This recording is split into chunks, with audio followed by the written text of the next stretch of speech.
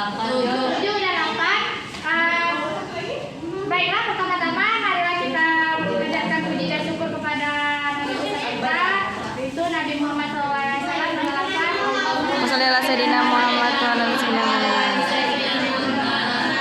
Nah, yang terhormat Bapak Mislan yang tidak bisa hadir hari ini dan yang saya sayangi teman-teman sekalian. Baiklah, kita masuki sesi perdiskusian. Di sini saya memiliki 3 sesi, yaitu sesi pembuka, sesi pembacaan materi, dan sesi tanya jawab.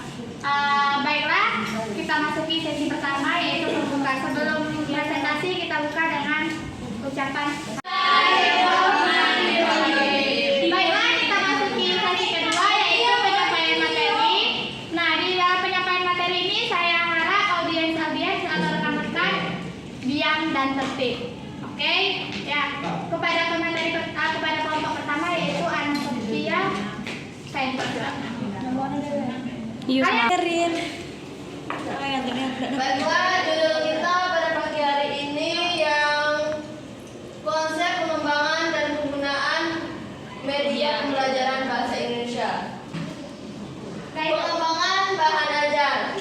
Yang pengembangan bahan ajar terbagi menjadi 3. Yang pertama, pengertian bahan ajar dan media pembelajaran, jenis-jenis bahan ajar, prinsip-prinsip pengembangan bahan ajar. Bahan ajar. Bahan ajar adalah segala bentuk bahan atau materi yang disusun secara sistematis yang digunakan untuk membantu guru atau instruktur dalam melaksanakan kegiatan belajar mengajar sehingga tercipta lingkungan atau suasana yang memungkinkan siswa untuk belajar. Jenis-jenis materi pembelajaran keterampilan dan sikap atau nilai. Bahan ajar pandang dengar audio visual. Yang keempat, bahan ajar interaktif teachers material. Prinsip-prinsip pengembangan bahan ajar. Prinsip-prinsip pengembangan bahan ajar dibagi menjadi 3. Yang pertama, kesesuaian relevansi,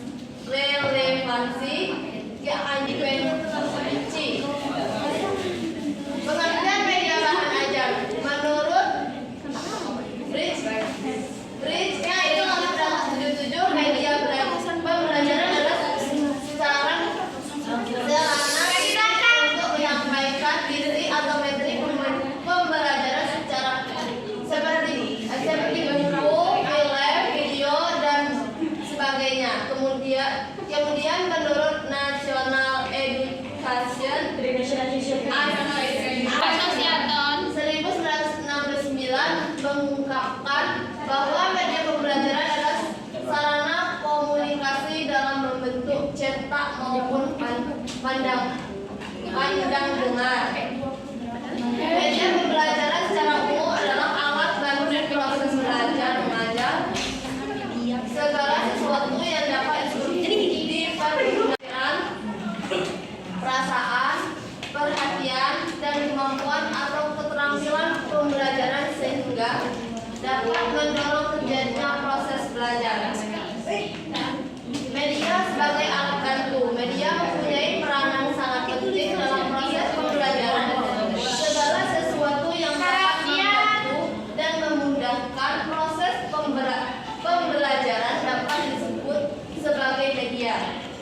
Yang kedua, menjadi 8. Yang pertama, media audio, media cetak, media visual dia, media visual gerak, media audio semi gerak, media visual semi gerak, media audio visual dia, media audio visual gerak.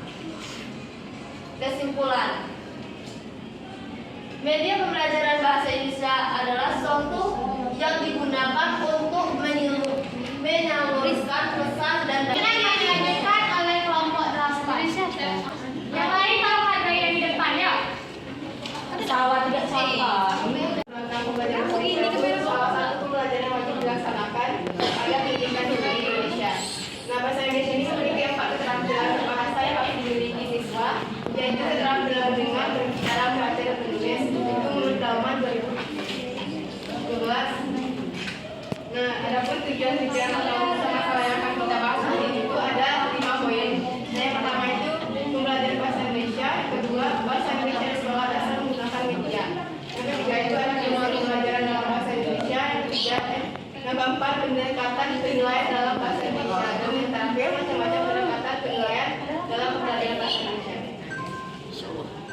Pengertian pembelajaran bahasa Indonesia itu proses untuk mencapai tujuan belajar. Nah, belajar bahasa Indonesia ini proses kegiatan penyajian informasi dengan sarana komunikasi yang membantu peserta didik agar dapat meningkatkan kemampuannya dalam berkomunikasi secara lisan dan tertulis serta menghargai karya cipta bahasa Indonesia. Nah, yang kedua itu pembelajaran bahasa Indonesia di sekolah dasar menggunakan media. Nah, media pembelajaran itu secara umumnya alat yang digunakan dalam proses kegiatan belajar, memudahkan siswa dalam memahami materi pelajaran. Nah, konsep pembelajaran bahasa Indonesia ini suatu alat yang dipakai sebagai saluran untuk menyampaikan pesan atau informasi dari sumber atau penerima pesan. Nah, media pembelajaran dapat berupa video, buku, alat peraga, dan sebagainya. Nah, prinsip pembelajaran bahasa Indonesia itu yang pertama dari sudut pandang pemerolehan bahasa. Nah, yang pertama kita harus behaviorisme. Perilaku kebahasaan yang dapat diamati langsung dan hubungan antara rangsangan, stimulus, dan reaksi atau respon. Nah, bahasa yang efektif adalah membuat reaksi yang tepat terhadap rangsangan. Seorang behavioris ini menganggap bahwa perilaku berbahasa itu efektif merupakan hasil respon tertentu yang dibuatkan. Yang kedua itu adalah teori nativisme. Menurut bahasa dapat dikuasai. Chomsky pada menurutnya bahasa adalah dapat dikuasai oleh manusia. Binatang tidak mungkin dapat menguasai bahasa manusia. Pendapat Chomsky didasarkan pada beberapa asumsi. Yang pertama, perilaku berbahasa itu sesuai yang diturunkan atau genetik. Nah, yang kedua, bahasa itu dapat dikuasai dalam waktu relatif singkat. Yang ketiga, lingkungan bahasa tidak dapat menyediakan data yang cukup bagi penguasaan data bahasa yang rumit bagi orang dewasa. Yang ketiga, teori kognitivisme. Nah, pendekatan golongan kognitivisme beranggapan bahwa pemerolehan bahasa merupakan hasil interaksi antara kemampuan mental, pembelajaran, dan lingkungan bahasa. Pemerolehan bahasa itu berhubungan dengan adanya interaksi antara masukan atau input dan kemampuan internal yang dimiliki pelajar. Yang kedua, sebagai seorang guru perlu memahami prinsip-prinsip pembelajaran bahasa. Yang pertama itu prinsip konseptual. Konseptual itu pembelajaran dilakukan secara konteks, baik dalam konteks linguistik maupun non-linguistik. Nah, konseptual pembelajaran ini mengaitkan materi yang diajarkan dengan dunia data, peserta didik, dan mendorong peserta didik membuat hubungan antara pengetahuan yang dimilikinya dengan pengetahuan dalam kehidupan sehari-hari. Nah, yang kedua itu prinsip integratif. Nah, berarti suatu keseluruhan kegiatan yang satu dengan yang lainnya saling berkaitan untuk mencapai tujuan berbahasa yang berkomunikasi. Belajar bahasa ini agar peserta didik dapat menggunakan bahasa Indonesia dalam berkomunikasi dengan baik dan benar. Yang keempat ada prinsip apresiatif. Menurut KBBI, apresiatif ini penghargaan. Jadi dalam pembelajaran bahasa Indonesia istilah apresiatif dimaknai menyenangkan. Jadi prinsip pembelajaran bahasa Indonesia itu merupakan pembelajaran yang menyenangkan. Jika dilihat dari artinya, prinsip itu apresiatif tidak hanya berlaku untuk pembelajaran sastra, tetapi juga untuk pembelajaran aspek lain seperti keterampilan bahasa, menyimak, berbicara, membaca, dan menulis. Nah, selanjutnya akan dilanjutkan oleh rekan saya. Penilaian dalam pembelajaran bahasa Indonesia. Pembelajaran merupakan kegiatan belajar agar siswa dapat mempelajari sesuatu dengan cara efektif dan efisien. Dalam pembelajaran bahasa Indonesia, kelas awal peserta didik dituntut untuk mampu belajar mengenali huruf abjad, membaca, mendengar, dan menulis. Para ahli memandang pendekatan dalam proses pembelajaran bahasa sebagai seperangkat asumsi yang paling berkaitan, yaitu bersangkutan dengan hakikat bahasa, hakikat mengajar. Pendekatan bisa diartikan sebagai cara pandang filosofis terhadap sebuah objek tertentu yang diyakini keberadaannya tanpa harus membuktikan lagi keberadaannya. 5. Macam-macam pendekatan penilaian dalam pembelajaran bahasa Indonesia. Yang pertama, pendekatan struktural merupakan pendekatan pembelajaran bahasa Indonesia. Bahasa yang dilandasi oleh asumsi yang menganggap bahwa bahasa adalah seperangkat kaidah yang mengutamakan penguasaan kaidah-kaidah bahasa atau tata bahasa. 2. Pendekatan komunikatif adalah suatu pendekatan pembelajaran yang menekankan pembelajaran bahasa untuk diarahkan pada pembentukan kompetensi komunikasi para siswanya yang terwujud melalui 4 keterampilan bahasa, yaitu menyimak,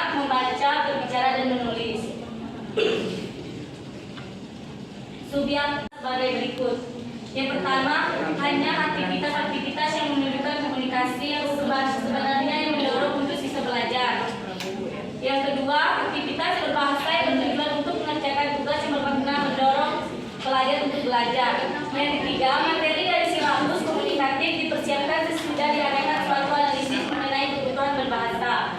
Yang keempat, pendekatan dialog pada pelajar dan fakta yang diharapkan dari belajar bahasa. 5. Peran guru adalah sebagai penutup penganalisis kebutuhan belajar dan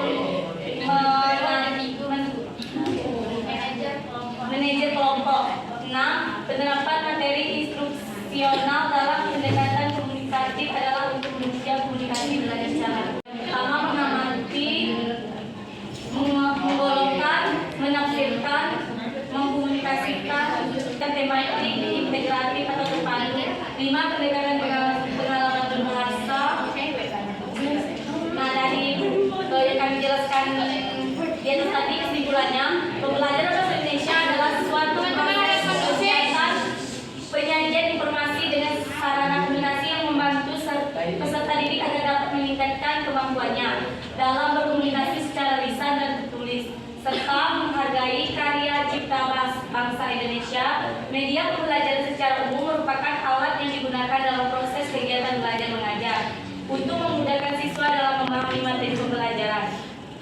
Pendekatan dalam proses pembelajaran bahasa sebagai seperangkat asumsi yang paling berkaitan, yaitu bersangkutan dengan hakikat bahasa, hakikat mengajar, dan hakikat belajar bahasa. Pendekatan itu sangat penting berfungsi sebagai pedoman umum dalam sumber dari pembelajaran yang akan digunakan. Sekian materi dari kami. Terima kasih.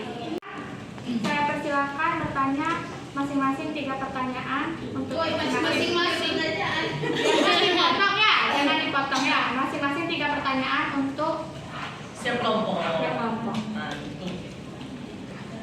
Selanjutnya akan kita dalam kelompok 8. Di sini kan jelaskan macam-macam pendekatan penilaian dalam pembelajaran bahasa Indonesia kan ada 5.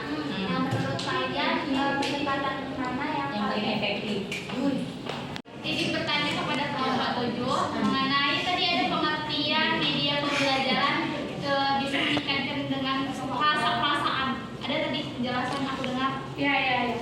Itu media seperti apa ya yang menunjukkan perasaan? Saya bertanya kepada kelompok 6. Iya.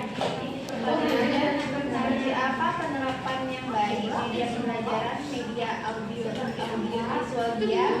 Seperti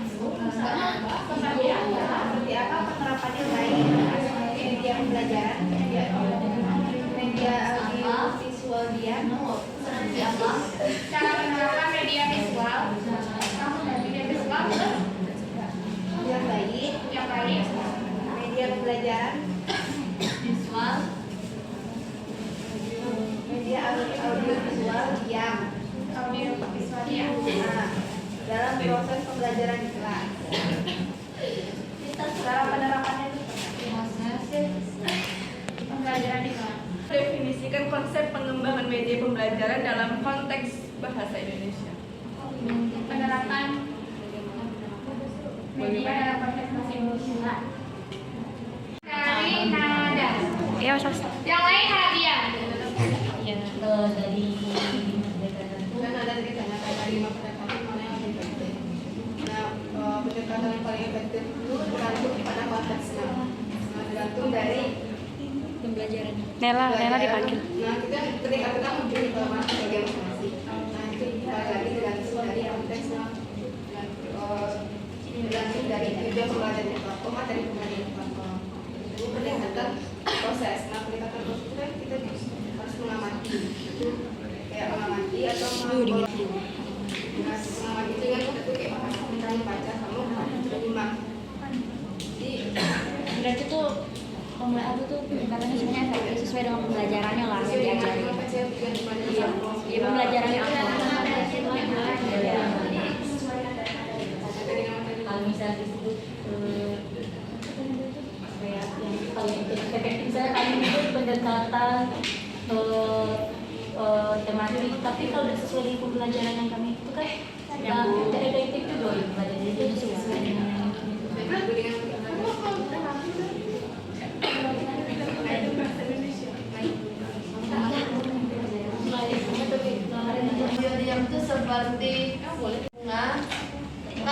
tuh kan ada benang sari, Iya. kota dan segala macamnya kan udah diperagakan kayak IPA.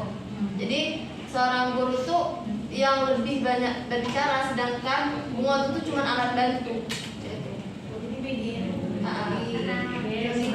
Sama kayak alat organ tubuh kita kan patung misalnya di sekolah-sekolah Ini itu. telinga Nah, anak-anak. kan media tuh diam kan kita sebagai guru tuh jelasin bagian ini. Itu visual dia.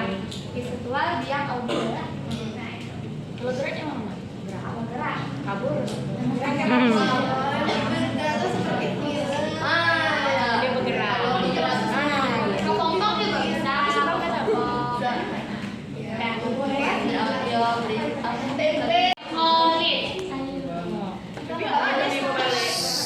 Maksud dari bagaimana penerapan media dalam konteks bahasa Indonesia, seperti film atau seperti animasi-animasi rumah. Animasi-animasi itu seperti emang udah ada gambar dan juga udah dijelaskan di dalamnya. Itu kan dalam konteks itu tuh. Ya berarti video yang dibilang dari ini kayak film-film. Animasinya ya udah ada gambar, udah ada penjelasan. Ini lah komplit di dalam ini. Bagaimana Olive? bilang Kurang aku kurang. Kurangnya apa? Coba. dia pertanyaan apa? Anak semangat. Konsep pengembangan media pembelajaran dalam konteks bahasa. Pengembangan. Mengembangkan media. Kan contoh. Kayak nama dalam bahasa Indonesia tuh. Menjelaskan kepada Nela yang tentang masalah bunga tadi yang itu kan, itu sebentuk pengembangan dari penerapan Media visual. Cara mengembangkannya ya tergantung guru. Bagaimana kan udah dijelaskan. Nah mungkin guru bilang oh anak-anak ini media yang ibu pakai media visual dia audio ya kan. Tapi guru tuh menjelaskan dari ini intisarinya ini mahkota.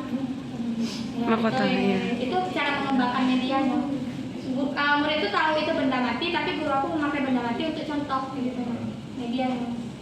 Kan media perasaan itu seperti alat bantunya tuh ya perasaan, pemikiran yang harus seorang peserta didik itu harus mengembang potensi mengembang potensi.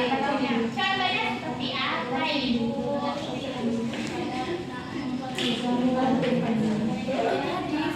Pembelajaran secara umum adalah alat bantu proses belajar mengajar.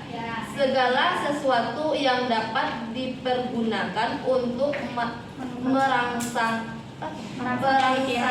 pikiran, perasaan, pengertian, dan kemampuan atau keterampilan belajar sehingga dapat mendorong terjadinya proses belajar. Nah itu kan hasil dari. Nah ini kan udah dijelaskan.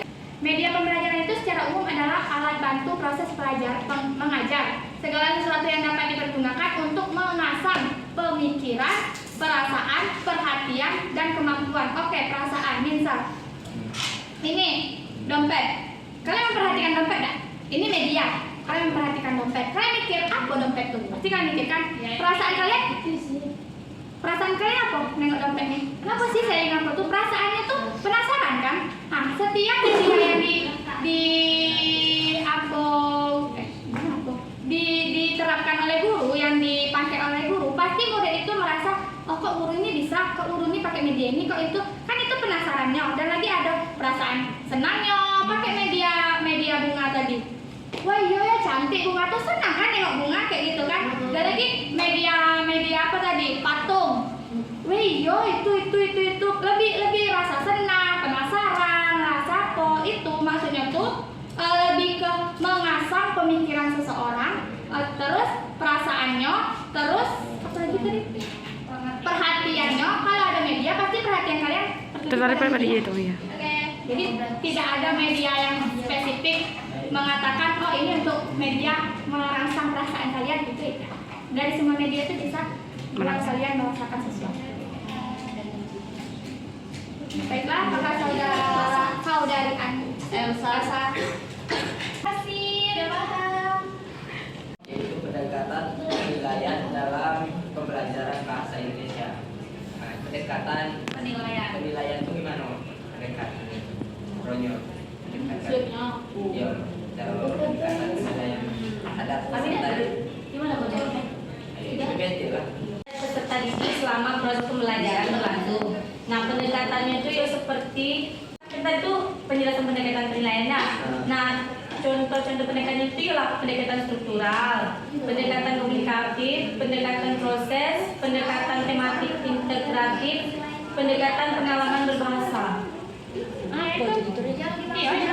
Jelasin ulang gitu nah.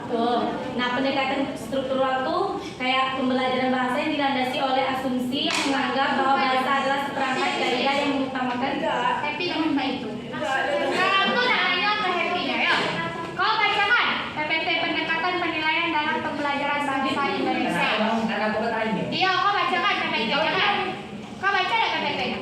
Nah, kalau dari segi sikap itu gimana? dari ulang dari awal. Maksudnya itu ada segi sikap itu yang seperti apa, yang mana contohnya yang berkaitan itu seperti apa, kan dijelaskan juga tadi dah. Iya, Yang kan? lebih ke sikap, ke pengetahuan, gitu maksudnya. Kelima tuh ada salah satunya gitu. Nah, mungkin dari kelima tuh bisa galau-galaunya nengok sikap gitu. Kayak mana yang ditanya Elsa tadi kan, dia tanya tentang perasaan, padahal itu tuh udah dijawab semua, galau-galau konteksnya udah ada gitu. Nah, kayak gitu mungkin. Kaidah yang mengutamakan pengusahaan kaidah bahasa atau tata bahasa. Nah, guru tuh memiliki tata bahasa untuk berbicara kepada murid apa itu. Nah, dari dia memiliki tata bahasa kepada murid, itu tuh udah pendekatan cara dia ngomong tuh itu. Ini cuma untuk pendekatannya lebih spesifiknya gitu. Nah, kalau nengok sikapnya ya, dari tata guru tuh kan berbicara kepada siswa memakai tata bahasa ada. Iyalah pasti. Tengok ya. Guru tuh berbicara kepada siswa memakai tata bahasa. Bagaimana dia berbicara kepada siswa. Nah, dia nilai siswa tuh dari cara bahasanya juga. Kalau kita nengok contoh pendekatan struktural gitu. Kau minta yang mana lagi? Pendekatan komunikatif. Berarti dalam situ Udah ada semua. Itu baca PPT ngerti. Kalau iya kan kami tak pernah makanya gitu. Kalau komunikatif bagaimana respon siswa itu kepada gurunya. Di situ gurunya bisa nilai dari pendekatan caranya berinteraksi, belajar itu kan udah tahu galau.